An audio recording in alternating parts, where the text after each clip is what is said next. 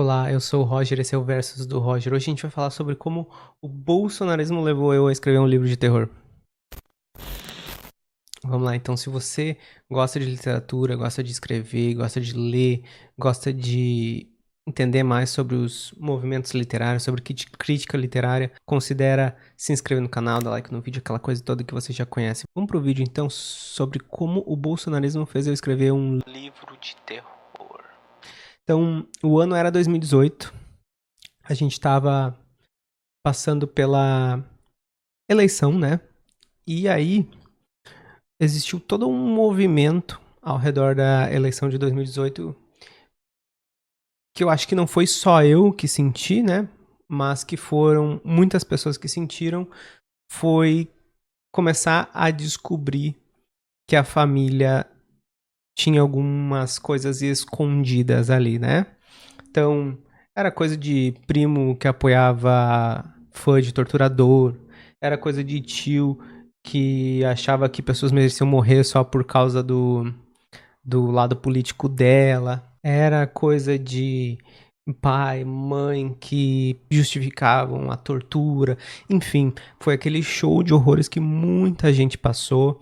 Eu, assim, vi pessoas da minha família não tão próximas, mas mais afastadas,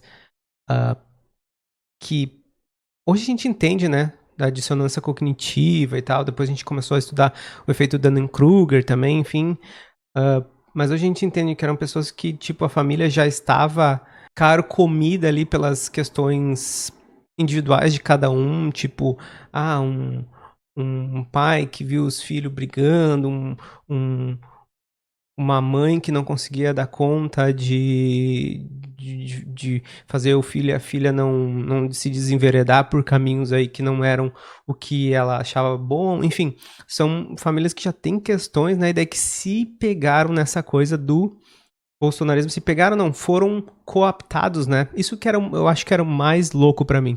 Era pensar que essas pessoas, se elas saíssem do WhatsApp, se elas fossem viver a vida, se elas fossem conversar com pessoas de diferentes classes sociais, de diferentes cores, né? Diferentes raças, elas iam começar a abrir um pouco, diferentes religiões, elas iam começar a abrir um pouco a cabeça. Então isso que me pegava mais, assim, saber que esses meus conhecidos estavam, e ainda estão alguns deles, hoje é dia 24 de novembro de 2025, não é à toa que eu estou fazendo hoje esse vídeo. Faz 2 dias que o Bolsonaro foi preso. A papuda lhe espera. Boa estadia lá, valeu? Um forte abraço. Então, até esse vídeo até meio que um fechamento de ciclo desse livro. Parei do Lia.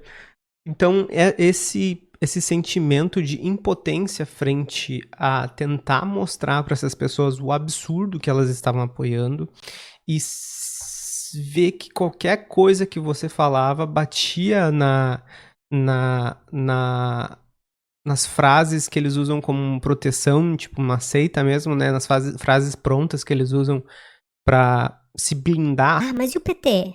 Né? Ah, mas e não sei o quê? Ah, mas e o banheiro unissex? Então, a gente via que qualquer argumento racional batia naquilo e voltava. Isso nunca tinha acontecido na minha vida que eu tinha prestado atenção, né? E foi nessa eleição ali que começou o meu caminho pela radicalização, né, também. Então, aquela coisa de questionar a própria identidade, questionar aquelas coisas que vêm lá de quando tu tá na escola, quando tu é criança, da família, enfim. E aí, nisso tudo, com essas angústias, com esses temores, com esse terror mesmo existencial, veio o Pareidolia, o meu livro de terror. Além disso, eu tava morando numa rua que tinha uma casa cujas portas e janelas eram emparedadas, né? Todas as portas e janelas estavam fechadas com tijolos e cimento. Só que quando eu passeava com o meu cachorro lá na frente, eu escutava cachorros latindo lá. E daí eu ficava pensando, meu Deus, tem cachorros presos lá, ou sei lá, espíritos de cachorros presos lá. Comecei a viajar nisso, e aí começou a surgir uma história de um escritor em busca dos pais biológicos, que ele descobre que a família dele tá envolvido em algumas coisas aí que não são legais, né? Então surgiu o Pareidolia, tá aqui. Essa aqui é a segunda edição. A primeira eu não tenho nenhum exemplar. A primeira ficou só à venda na Amazon e eu não cheguei a pegar nenhum exemplar para mim, porque o processo de escrita desse livro demorou. Vou contar então como foi o processo de escrita desse livro, né?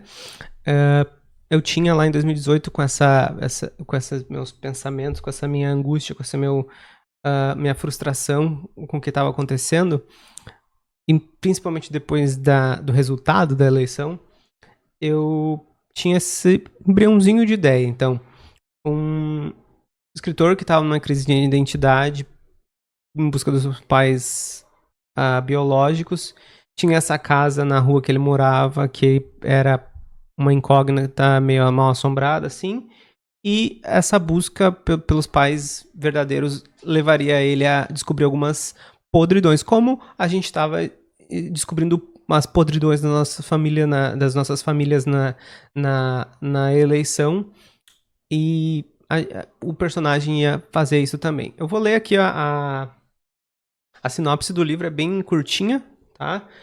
Um escritor em crise decide buscar seus pais biológicos e acabar abrindo as portas de um passado obscuro. Entre diários esquecidos, fé corrompida e silêncios familiares, ele descobre que a verdade pode ser mais terrível do que qualquer ficção. Então essa é a sinopse do livro. Ele é um livro curto, ele tem... A história tem 140 e poucas páginas, se eu não me engano. É, por aí. Claro, tem as páginas do início ali e tal, mas o livro inteiro tem 148 páginas. Ele tá na segunda edição, como eu disse, essa edição ficou muito linda porque eu tive mais controle do que na Amazon, então assim, até a cor dessa dobrinha aqui da capa na parte de dentro eu consegui mudar, o tipo do papel tá melhor, enfim. É um livro muito bonito também. Eu fiz o projeto gráfico desse livro, tem alguns detalhezinhos assim que se destacam.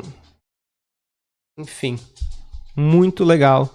Eu gostei muito de trabalhar nesse livro. Ele começou lá em 2018 e eu terminei ele só ano passado, 2024. Aí ano passado eu botei ele na Amazon, no Kindle, em capa dura, se eu não me engano, só. E fiz uma live de lançamento no Dia das Bruxas, só que eu nunca tinha visto esse livro. Daí esse ano, com o surgimento da editora Mangava, eu decidi fazer uma segunda edição dele, né, pela editora Mangava. Quem não conhece aí, mangava.com.br, tem uma proposta muito legal, a minha editora. Resolvi fazer então a segunda edição, tá aqui, segunda edição do Pareidolia. E ficou linda, maravilhosa. E é isso aí. O processo de escrita dele levou esses 6 anos praticamente, porque é um livro que, como mexe com essa coisa da identidade, como mexe com as coisas da família, querendo ou não, inconscientemente, tem coisas muito pessoais dentro dele, né? Então, foi um livro que, por exemplo, eu não revisei. Tem alguns erros de português, porque eu não revisei ele. Tem 3 ou 4 erros de português, mas assim, a história é tão envolvente que a pessoa que vai ler, ela nem percebe. E é um livro muito rápido, assim, já no meio já acontece uma reviravolta, enfim, ele é muito rápido, as coisas acontecem num tempo muito alucinante, assim. Tá, então, é basicamente isso do Pareidolia. Eu não vou falar muito, porque é um livro para ser lido. A capa dele, eu peguei essa imagem de um banco de imagens livre, as ilustrações de dentro também, as pequenas ilustrações que eu peguei, essa parte aqui, né? Eu mostrei antes ali.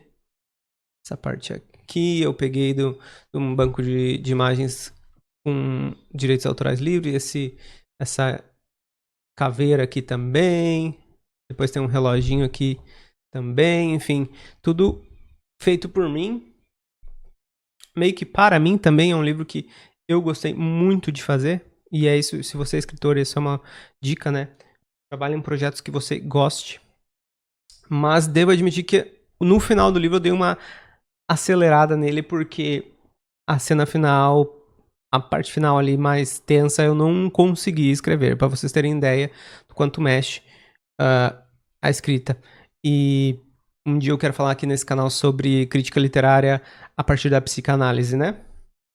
É um jeito de olhar como um psicanalista olharia para um paciente, você olha para o livro como se fosse um produto subconsciente daquela pessoa. E com certeza esse aqui é um produto do meu subconsciente, devido às questões todas que eu falei já. E deixa eu ver o que mais. É um livro que a fonte dele eu amo. A fonte dele eu acho linda. Eu comprei a fonte lá em 2018. Eu comprei ela para poder usar. Ela é uma fonte, não é de uso livre, que geralmente é o que eu uso nos meus projetos, fontes de uso livre e liberados, mas valeu muito a pena, porque ela é muito linda, essa fonte. Ela imita uma máquina de escrever antiga, então dá a ideia de que alguém que está redigindo essa história numa máquina de escrever antiga.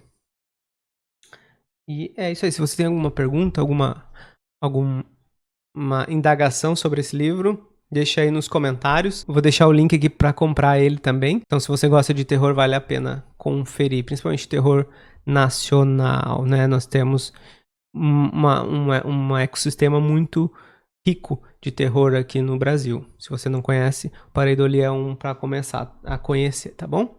Muito obrigado pela companhia até aqui. Se você chegou aqui no final do vídeo, considera se inscrever no canal, dar like, comentar alguma coisa. E é isso aí, até a próxima. E não façam nada que eu não faria.